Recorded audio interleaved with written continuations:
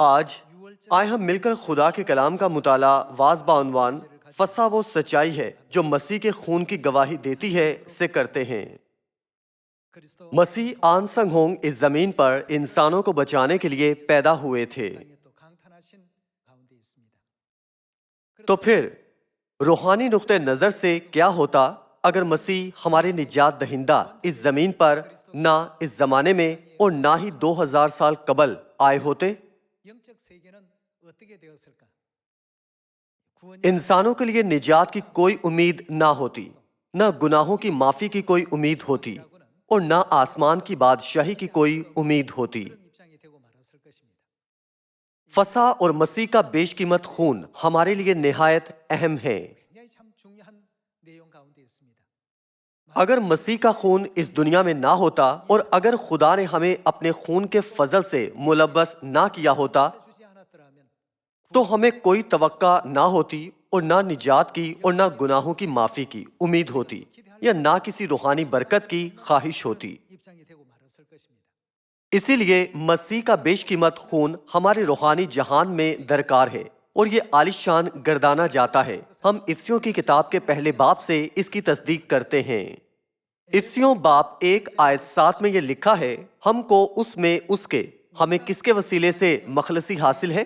خون کے وسیلے سے مخلصی یعنی قصوروں کی معافی اس کے اس فضل کی دولت کے موافق حاصل ہے۔ تو پھر کیا مخلصی ان کے خون کے بغیر بخشی جا سکتی ہے؟ نہیں۔ اس زمین پر اربوں ڈالروں سے بھی نجات نہیں خریدی جا سکتی۔ اگر اس زمین پر ہمارے پاس زیادہ حکمت، دانائی اور سائنسی مہارت ہو تو کیا ہم خلاصی پا سکتے ہیں؟ گناہوں کی معافی کے بارے میں کیا خیال ہے؟ نہیں، ہم نہیں پا سکتے۔ یہ تمام برکات مسیح کے خون کے وسیلے ممکن ہیں۔ پہلا پطرس کی کتاب کے پہلے باب کی 18ویں آیت سے پڑھتے ہیں۔ باب 1:18 میں یہ لکھا ہے کہ کیونکہ تم جانتے ہو کہ تمہارا نکما چال چلن جو باپ دادا سے چلا آتا تھا اس سے تمہاری خلاصی فانی چیزوں یعنی سونے چاندی کے ذریعے سے نہیں ہوئی، بلکہ آپ کی خلاصی کس چیز سے ہوئی تھی؟ ایک بے عیب اور بے داغ برے یعنی مسیح کے بیش قیمت خون سے۔ کتاب مقدس واضح نشاندہی کرتی اور ہمیں بیان کرتی ہے کہ مسیح کا بیش قیمت خون ان تمام برکات کو ممکن بناتا ہے۔ یہ برکات مادی اشیاء یا روحانی قوتوں سے ممکن نہیں بنتی۔ مکاشفہ کی کتاب کے پہلے باب کی طرف جاتے ہیں۔ باب 1:5 میں یہ لکھا ہے کہ اور یسوع مسیح کی طرف سے جو سچا گواہ اور مردوں میں سے جی اٹھنے والوں میں پہلوٹا اور دنیا کے بادشاہوں پر حاکم ہے، تمہیں فضل اور اطمینان حاصل ہوتا رہے، جو ہم سے محبت رکھتا ہے اور جس نے اپنے خون کے وسیلے سے ہم کو گناہوں سے خلاصی بخشی اور ہم کو ایک بادشاہی بھی اور اپنے خدا اور باپ کے لیے کاہن بھی بنا دیا۔ اس آیت سے ہم سمجھ سکتے ہیں کہ ہم آسمان کی بادشاہی میں شاہی کاہنوں کا فرقہ بن سکتے ہیں۔ تاہم قوت کا وہ منبع جو ہمیں آسمان میں کاہن بناتا ہے کہاں سے آتا ہے؟ یہ کہا گیا ہے کہ اس کے خون کے وسیلے۔ کتاب مقدس بیان کرتی ہے کہ ہم اپنے گناہوں سے آزاد ہوئے ہیں اور یہاں تک کہ خدا کے خون کے وسیلے ایسی پرفضل حالت میں رکھے گئے ہیں۔ تو ہم بلا تعمل ایک بار پھر سوچتے ہیں کہ مسیح ایسے قابل قدر ہیں کہ ان کا مقابلہ اربوں ڈالر سے نہیں کیا جا سکتا۔ ہم تصدیق کر سکتے ہیں کہ ہم ان کے خون کے بغیر کچھ مکمل نہیں کر سکتے۔ ان کے خون کے بغیر وہ جگہ جہاں ہم جانے کی امید کرتے ہیں اور وہ دن جب ہم اس جگہ داخل ہونے کی امید کرتے ہیں ہرگز نہیں آئے گا۔ کتاب مقدس واضح طور پر ہمیں گواہی دیتی ہے کہ یہ تمام برکات ممکن ہے۔ مسیح کے بیش قیمت اور پرفضل خون کے لیے شکریہ۔ رومیوں کی کتاب باب 5:9 کی طرف جاتے ہیں۔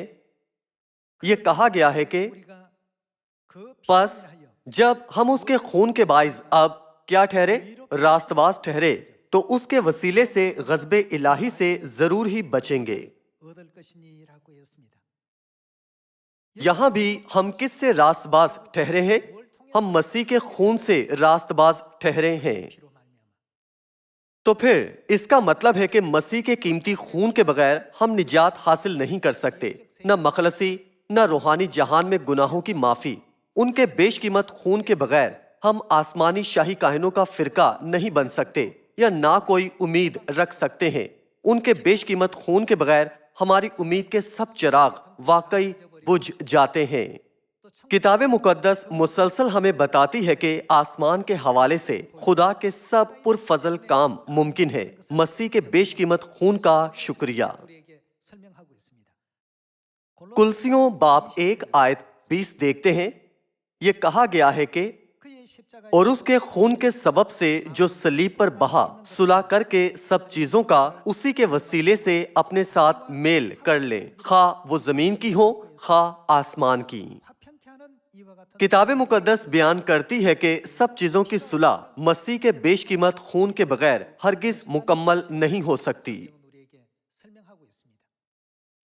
اگر ہم پرانے عہد نامے کی تاریخ سے دیکھیں، جب نظریں جیسے کہ بکرے، بیل یا بچیا قربانیوں کے لیے استعمال ہوتی تھیں، ہم دیکھ سکتے ہیں کہ خدا لگاتار ہمیں سکھاتے ہیں کہ سب گناہ صرف خون سے معاف ہو سکتے ہیں۔ 1500 سالوں کے لمبے عرصے یعنی موسیٰ کے وقت سے لے کر یسوع کے وقت تک خدا نے ہمیں بیش قیمت خون کے بارے میں خاص تعلیم دی تھی، جس سے ہم گناہوں کی معافی حاصل کر سکتے، نجات پا سکتے اور آسمان کو جا سکتے ہیں۔ وہ اس زمین پر مجسم ہو کر آئے اور ہم سب کو ہمارے گناہ سے خلاصی دینے، نجات دینے اور مستقبل کا دروازہ کھولنے کے لیے ہمارے عوض صلیب پر اپنا خون بہایا تاکہ ہم ابدی آسمان کی بادشاہی میں داخل ہو سکیں۔ کیا انہوں نے ایسا نہیں کیا؟ تو پھر ہم معلوم کرتے ہیں کہ مسیح کے بیش قیمت خون سے کون سا قانون جوڑا گیا ہے۔ متی کی انجیل باب 26 آیت 17 کی طرف جاتے ہیں،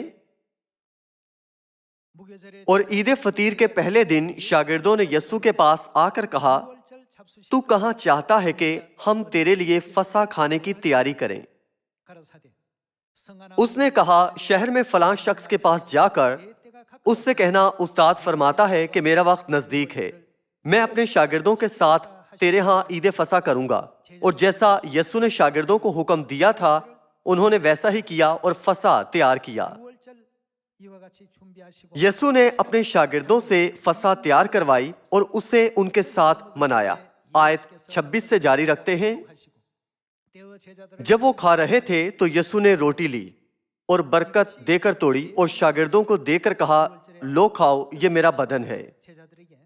فسح پر روٹی دیتے ہوئے یسوع نے اپنے شاگردوں کو روٹی کا مفہوم بیان کیا تھا۔ انہوں نے کہا، یہ میرا بدن ہے۔ آیت 27 میں یہ لکھا ہے، پھر پیالہ لے کر شکر کیا اور ان کو دے کر کہا، تم سب اس میں سے پیو۔ پیالے میں کیا تھا؟ کیا اس میں فسح کی مے نہیں تھی؟ تم سب اس میں سے پیو، کیونکہ یہ یعنی فسح کی مے کس کا خون ہے؟ میرا وہ عہد کا خون ہے جو بہتیروں کے لیے گناہوں کی معافی کے واسطے بہایا جاتا ہے۔ فسح ایسی سچائی ہے جو مسیح کے خون کی تصدیق کرتی ہے۔ فسح کی مے کے حوالے سے یسوع نے بیان کیا کہ یہ میرا وہ عہد کا خون ہے جو بہتیروں کے لیے گناہوں کی معافی کے واسطے بہایا جاتا ہے۔ انہوں نے کہا، یہ میرا خون ہے۔ تو پھر جب تک ہم فسح کی رسم میں شریک نہ ہو، ہم مسیح کے بیش قیمت خون کے فضل سے ملوث ہونے کا وعدہ حاصل نہیں کر سکتے۔ حتیٰ کہ لوکا کی انجیل میں یسوع نے واضح طور پر بیان کیا کہ انہوں نے فسح سے یہ کہتے ہوئے عہد قائم کیا تھا کہ یہ پیالہ میرے اس خون میں نیا عہد ہے۔ جب ہم مسیح کے بیش قیمت خون کے مفہوم کو بانٹیں تو اکثر کلیسیائیں فخر سے کہتی ہیں کہ وہ ہے جو اس بیش قیمت خون کے فضل کو حاصل کرتے ہیں، یعنی جو ان کے خون پر ایمان رکھتی ہیں، اور یوں وہ نجات میں شریک ہو سکتی ہیں۔ لوگ کہتے ہیں، اگرچہ ہم فسح اور سبت کا دن نہیں مناتے، پر ہم مسیح کے بیش قیمت خون پر صرف ایمان رکھنے سے شریک ہو سکتے ہیں، تاہم یہ خدا کی بات سے تضاد ہے۔ फसा की रोटी और फसा की मैं देते हुए यीशु ने फसा की रोटी का अपने पाक बदन के तौर पर हवाला दिया और फसा की मैं का साफ साफ ये कहते हुए अपने पाक खून के तौर पर हवाला दिया कि ये मेरा खून है जो बहुतेरों के गुनाहों की माफी के वास्ते बहाया जाता है। आप सब आजकल वालिदैन और बच्चों के दरमियान ताल्लुक की आसानी से DNA टेस्ट से तस्दीक की जा सकती है। जैसे ही टेस्ट मैच या नो मैच जाहिर करता है तो किसी बहस व तकरार की जरूरत नहीं रहती। खून का एक कतरा बता सकता है कि क्या हकीकी है या नहीं। यीशु कहते हैं कि फसा की मैं उनके खून को जाहिर करती है। यूहन्ना की अंजील में यीशु ने बयान किया कि किन में उनका खून है और किन में नहीं है। यूहन्ना 6 बाब की तरफ जाते हैं। यूहन्ना बाब 6 आयत 53 में ये कहा गया है कि यीशु ने उनसे कहा, मैं तुमसे सच कहता हूं कि जब तक तुम इब्ने आदम का गोश्त ना खाओ और उसका खून ना पियो, तुम में क्या नहीं, जिंदगी नहीं।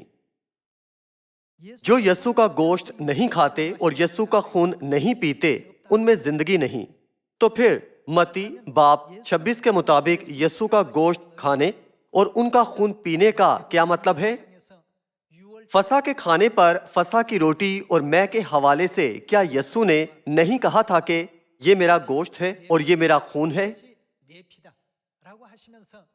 लिहाजा जो फसा की रोटी नहीं खाते और फसा की मैं नहीं पीते, वो ऐसे लोग हैं जो यीशु का गोश्त नहीं खाते और ना उनका खून पीते हैं। खुदा यकीनी तौर पर हमें आगाह करते हैं कि वो जिंदगी नहीं पा सकते हैं। इसका मतलब है कि फसा मनाए बगैर वो हमेशा की जिंदगी, निजात और गुनाहों की माफी हासिल नहीं कर सकते हैं, खा उनमें ईमान हो। क्या ऐसा नहीं? आयत 54 से जारी रखते हैं, जो मेरा गोश्त खाता और मेरा खून पीता है उसमें क्या है? हमेशा की जिंदगी उसकी है और मैं उसे आखिरी दिन फिर जिंदा करूंगा, क्योंकि मेरा गोश्त फिल हकीकत खाने की चीज और मेरा खून फिल हकीकत पीने की चीज है। जो मेरा गोश्त खाता और मेरा खून पीता है वो किस में कायम रहता है? मुझ में कायम रहता है और मैं उसमें। क्योंकि मसीह का मुकद्दस बदन और उनका बेशकीमत खून हम में है, तो यीशु ने कहा और मैं उसमें।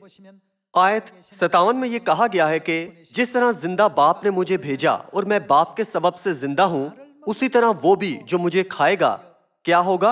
वो मेरे सबब से जिंदा रहेगा। यूहन्ना की अंजील के 6 बाब में खुदा यकीनन हमें उस यकीनी सच्चाई से आगाह करते हैं जिसके वसीले हम यीशु मसीह के बेशकीमत खून के फजल से मुलव्वस हो सकते हैं। इसलिए फसा का खून मसीह का खून है। क्या ये नहीं है? फसा के बरे का खून मसीह का खून है। ऐसे बहुतेरे लोग हैं जिन्होंने मसीह का बेशकीमत खून हासिल किया है। ताहम इस जमीन पर उनसे कहीं ज्यादा लोग ऐसे हैं जिन्होंने इसे अब तक हासिल नहीं किया। जैसे कि हमने इफसियों बाब 1, मुकाशफा बाब 1 और पहला पतरस बाब 1 में देखा है कि मसीह का बेशकीमत खून हासिल करके हमें समझना चाहिए कि किनको गुनाहों की माफी, मखलसी, हमेशा की जिंदगी, आसमान की बादशाही और कहानत जैसे तमाम वादे बख्शे गए हैं। क्या ये वादे सिर्फ उन लोगों को बख्शे नहीं गए जो नए अहद की फसा की सच्चाई में है? अगरचे दुनिया में बेशुमार लोग हैं, पर यह फजल हर एक पर नहीं हुआ है। करीबन 2000 साल पहले यीशु के आसमान पर जाने से कबल उन्होंने ऐलान किया, जो मेरा गोश्त नहीं खाता और मेरा खून नहीं पीता उसमें जिंदगी नहीं है। इस वजह से शरीर, दुश्मन इब्लीस इस जमीन पर नहीं चाहता था कि लोग मसीह का खून मिरास में पाएं। नतीजतन इब्लीस ने क्या किया था? उसने निकाया कौंसल मुनक्कद की और मकारी से फसा को खत्म कर दिया। ये 325 बाद मसीह में हुआ था। इस तरह तमाम इंसानों ने फसा की रोटी और मैं, जो कि जिंदगी की सच्चाई है, खाने और पीने की राह मुकम्मल तौर पर गवा दी। लिहाजा किसके दोबारा इस जमीन पर आने की नबुवत की गई थी? इब्रानियों बाब 9 आयत 28 के मुताबिक कौन आने वाला है? किताब मुकद्दस नबुवत करती है कि मसीह को दूसरी बार इस जमीन पर आना है ताकि हम अपनी मुकम्मल निजात हासिल करें। حزقیل باب 34 اور 37 کے نبوتی اندراج ظاہر کرتے ہیں کہ نجات کا کام صرف تب مکمل ہو سکتا ہے جب یسوع دوسری بار اس زمین پر آتے ہیں۔ یسوع کی دوسری آمد کے حوالے سے آیت دیکھتے ہیں۔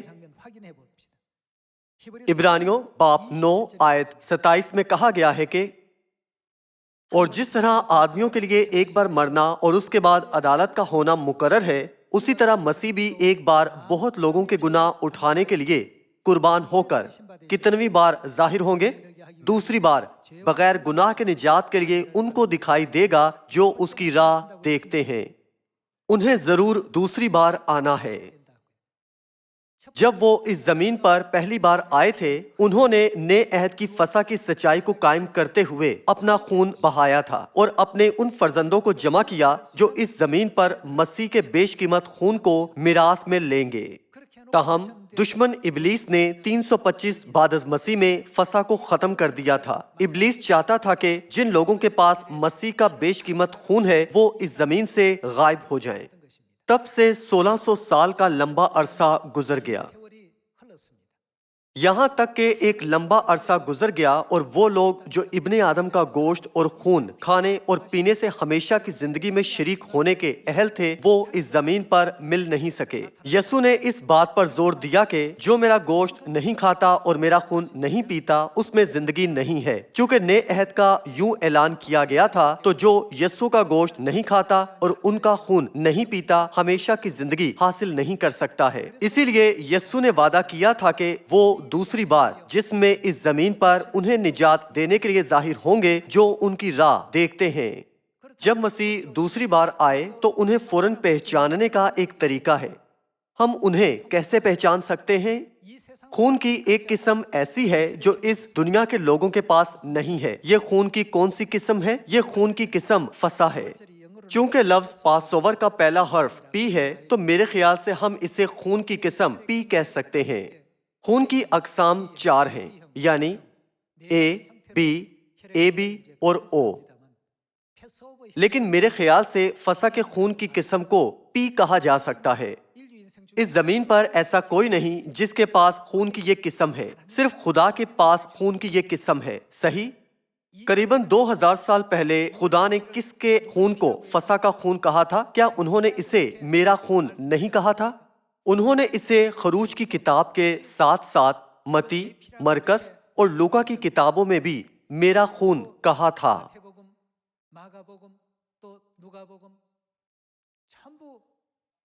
جب بھی خدا نے ان انجیلی کتب میں فسح کو بیان کیا، انہوں نے ہمیں سکھایا کہ کسی اور کے خون سے نہیں، بلکہ یہ کہتے ہوئے کہ یہ میرا نئے عہد کا خون ہے۔ فسح خدا کے خون سے قائم ہوئی تھی۔ یوں خدا کا تعلق ہم سے باپ اور ان کے فرزندوں کے طور پر قائم ہوا تھا۔ آئیں اس منظر کو دیکھتے ہیں۔ دوسرا کرنتھیوں باب 6 آیت 17 سے دیکھتے ہیں۔ اس واسطے خداوند فرماتا ہے کہ ان میں سے نکل کر الگ رہو اور ناپاک چیز کو نہ چھوؤ، تو میں تم کو قبول کر لوں گا اور تمہارا خدا ہمارے کیا ہوں گے؟ باپ ہوں گا۔ اس آیت میں تمہارا باپ ہوں گا کا کیا مطلب ہے؟ اس کا مطلب ہے کہ وہ اپنے فرزندوں کو زندگی دیں گے۔ تو پھر اس سے کیا ظاہر ہوتا ہے کہ ان کے فرزندوں نے کیا حاصل کیا ہے؟ کیا یہ آیت ظاہر نہیں کرتی کہ خدا نے انہیں اپنا گوشت اور خون دیا ہے صرف خدا کے اتنا کہنے سے کہ آج میرے بچے بنو؟ خدا ہمارے باپ نہیں بنے اور نہ ہم ان کے بچے بنے ہیں۔ باپ اور اس کے بچوں کے مابین خون اہم ہے۔ اور تمہارا باپ ہوں گا اور تم میرے کیا ہوئے؟ میرے بیٹے بیٹیاں ہوگے۔ یہاں کتاب مقدس میں خدا واضح طور پر کہتے ہیں تم میرے بیٹے بیٹیاں ہوگے۔ تو پھر کیا اس کا مطلب یہ نہیں کہ ہمارے خون کی بھی وہی قسم ہے جو خدا کی ہے؟ ہم دونوں میں فسح کی خون کی قسم ہے۔ اس زمین پر ساحل سمندر کی ریت کی مانند بے شمار کلیسیائیں ہیں اور بہت سے لوگ ہیں جو دعویٰ کرتے ہیں کہ میں خدا کو جانتا اور ان پر ایمان رکھتا ہوں، تاہم کیا خدا نے کبھی انہیں کہا تم میرے بچے ہو؟ یوحنا کی کتاب کے 6 باب میں خدا یقینی طور پر کہتے ہیں جو ابن آدم کا گوشت کھاتا اور اس کا خون پیتا ہے ہمیشہ کی زندگی اس کی ہے۔ یسوع ان کے بارے میں کیا کہتے ہیں جو ان کا گوشت نہیں کھاتے نہ ان کا خون پیتے ہیں؟ وہ کہتے ہیں ان میں زندگی نہیں ہے۔ ان میں زندگی نہ ہونے کی حقیقت یہ ہے کہ وہ خدا کے فرزند نہیں ہیں۔ خدا کے فرزند بننے کے لیے ہمیں ہمیشہ کی زندگی میراث میں پانی چاہیے، جو خدا کی سب سے اہم صفت ہے۔ کتاب مقدس کی 66 کتابوں میں سے یسوع کے فسح کے کھانے کا واقعہ کتنا اہم ہے۔ اب تک کے نامور مصوروں اور مختلف ماہر فنون لطیفہ نے کتاب مقدس میں درج فسح کی منظر کشی ایک عظیم الشان ماجرے کے طور پر کی ہے، تاہم آج کی کلیسیاؤں میں وہ سکھاتے ہیں کہ فسح منانے کی ضرورت نہیں، جیسے یہ ایک بے معنی ماجرا ہو۔ اس طرح وہ مطلق ثبوت پیش کر رہے ہیں کہ وہ خدا کے فرزند نہیں ہیں۔ اسی لیے خدا کہتے ہیں میں تمہارا باپ ہوں گا۔ اگر وہ ہمارے باپ ہیں تو کیا اس کا مطلب یہ نہیں کہ ہم خون سے منسلک ہیں؟ والدین اور بچے خون سے منسلک ہوتے ہیں۔ ایک باپ کا گوشت اور خون اس کے بچوں کو منتقل ہوتا ہے، یوں یہ خون سے منسلک ہو سکتے ہیں۔ کیا یہی وجہ نہیں کہ ساری دنیا میں ہمارے صیون کے اراکین مقدس فسح مناتے ہیں، خواہ وہ کہیں بھی ہوں؟ ایک بار پھر ہم کیوں فسح مناتے ہیں؟ کیا صرف اس لیے کہ یہ خدا کی عید ہے؟ بے شک ہمارے فسح منانے کی وجوہات میں سے ایک یہ ہے کہ یہ ایک عید ہے، تاہم زیادہ اہم یہ ہے کہ یہ ایک بہت اہم دن ہے جس پر خدا اپنے فرزندوں کو اپنا گوشت اور خون میراث میں لینے کی اجازت دیتے ہیں۔ کیا یہی وجہ نہیں کہ ہم سب ساری دنیا میں فسح کو پاک مانتے ہیں؟ اس وجہ سے خدا نے 2 کرنتھیوں میں کہا کہ میں تمہارا باپ ہوں گا اور تم میرے بیٹے بیٹیاں ہوگے۔ تو پھر اگر باپ ہیں اور ان کے فرزند بھی ہیں تو اور کسے ہونا چاہیے؟ ماں بھی ضرور ہونی چاہیے۔ خدا کے ساتھ ہمارے تعلق کو سکھانے کے لیے ایسے وقت بھی تھے جب باپ نے کہا میں صرف فسح کو جانتا ہوں۔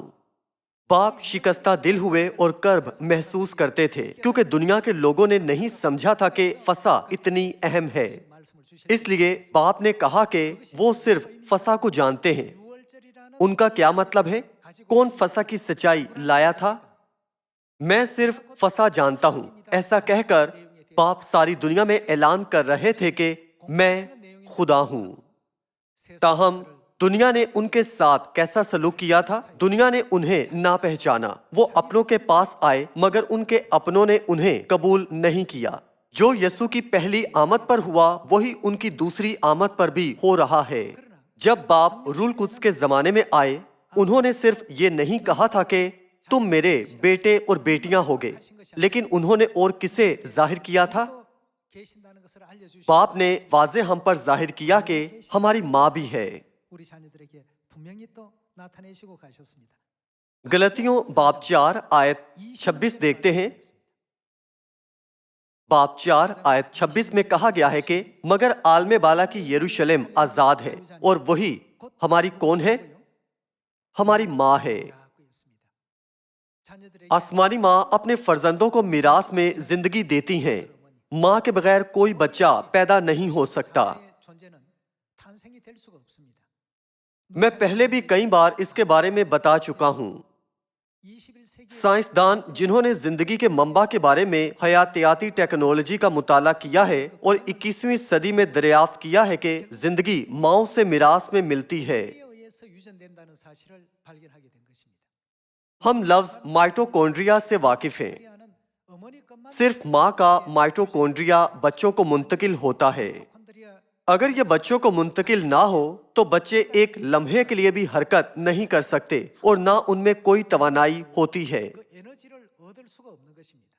وہ بات نہیں کر سکتے، نہ ہی ایک چھوٹے سے پٹھے کو حرکت دینے کے لیے طاقت پا سکتے ہیں۔ دوسرے الفاظ میں سائنسدانوں نے دریافت کیا کہ بچوں کو زندگی کا منبع ان کی ماؤں کے وسیلے منتقل ہوتا ہے۔ ماں کے بغیر زندگی نہیں ہوتی ہے۔ اس لیے غلطیوں باب 4 آیت 26 میں خدا کہتے ہیں کہ ہمارے صرف خدا باپ ہی نہیں بلکہ خدا ماں بھی ہیں۔ خدا ہمیں سکھاتے ہیں کہ خدا ماں کے بغیر ہم آسمانی فرزند نہیں بن سکتے اور نہ ہی مکمل روحانی خاندان بن سکتے ہیں۔ رومیو باب 8 آیت 16 سے دیکھتے ہیں، روح خود ہماری روح کے ساتھ مل کر گواہی دیتا ہے کہ روح کیا گواہی دیتا ہے کہ ہم کون ہیں؟ ہم خدا کے فرزند ہیں۔ یہ گواہی دینے کے لیے کہ ہم خدا کے فرزند ہیں، روح کیا ثبوت استعمال کرتا ہے؟ یہ خدا کا خون ہے جو ہم میں بہتا ہے، یہ ہمارے اندر خدا کا گوشت ہے۔ روح خود ہماری روح کے ساتھ مل کر گواہی دیتا ہے کہ ہم خدا کے فرزند ہیں۔ تو پھر ہم کیا بن جاتے ہیں؟ اگر ہم فرزند ہیں تو پھر قدرتی طور پر ہم وارث بن جاتے ہیں جو آسمانی میراث پائیں گے، اور اگر فرزند ہیں تو وارث بھی ہیں، یعنی خدا کے وارث اور مسیح کے ہم میراث، بشرط کہ ہم اس کے ساتھ دکھ اٹھائیں تاکہ اس کے ساتھ جلال بھی پائیں، کیونکہ میری دانست میں اس زمانے کے دکھ درد اس لائق نہیں کہ اس جلال کے مقابل ہو سکے جو ہم پر ظاہر ہونے والا ہے۔ اس آیت کا مطلب ہے کہ آسمانی چیزیں ابدی ہیں جبکہ زمینی چیزیں چند روزہ ہیں۔ آسمانی چیزیں عبدالآباد رہیں گی۔ سب انسانوں کو ایسا ابدی جلال دینے کے لیے خدا اس زمین پر دوسری بار نئے عہد کی فسح کی سچائی کے ساتھ ظاہر ہوئے ہیں۔ اگر خدا دوبارہ ظاہر نہ ہوتے تو انسانوں کا کیا ہوتا؟ سب انسانوں کا تعلق ان سے ہوتا جن میں زندگی نہیں، کیونکہ وہ نہ ابن آدم کا گوشت کھاتے اور نہ ان کا خون پیتے تھے۔ شکر ہو، کون ہمارے لیے آیا ہے؟ باپ آئے اور آسمانی ماں بھی ہمیں بچانے آئی ہیں۔ کتاب مقدس اس خوبصورت منظر کو درج کرتی ہے جہاں باپ اور ماں اپنے فرزندوں کو بلا رہے ہیں۔ مکاشفہ باب 22 آیت 17 میں یہ منظر درج ہے۔ روح اور دلہن کہتی ہیں، وہ کیا کہتے ہیں؟ آ۔ ہم گواہ ہیں کہ باپ اور ماں اپنے فرزندوں کو ساری دنیا سے بلا رہے ہیں۔ خدا یہ کہتے ہوئے ہمیں بلا رہے ہیں کہ میرے پاس آؤ، آؤ اور میری محبت اور برکت کے وسیلے میرا گوشت اور خون میراث میں لو۔ یوں خدا ہم سب کو بلانا چاہتے ہیں تاکہ ہم ابدی آسمان کی بادشاہی میں اٹھائے جا سکیں اور عبدالآباد بادشاہی کریں۔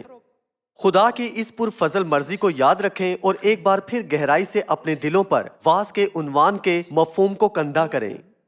فسح وہ سچائی ہے جو مسیح کے خون کی گواہی دیتی ہے۔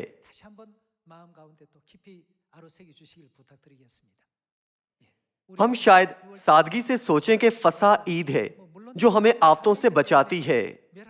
چونکہ ہم خدا کے فرزند ہیں جن میں خدا کا گوشت اور خون ہے، تو بے شک ہلاک کرنے والے فرشتے ہمارے اوپر سے گزر جائیں گے۔ تاہم ہمیں یاد رکھنے کی ضرورت ہے کہ آسمانی باپ اور آسمانی ماں اس زمین پر صرف ہمیں بچانے آئے تھے، حالانکہ کسی نے ان کا خیر مقدم نہیں کیا تھا۔ آج ایک بار پھر ان کے مقدس فضل کے بارے میں سوچیں اور انہیں زیادہ شکر، عزت اور جلال دیں۔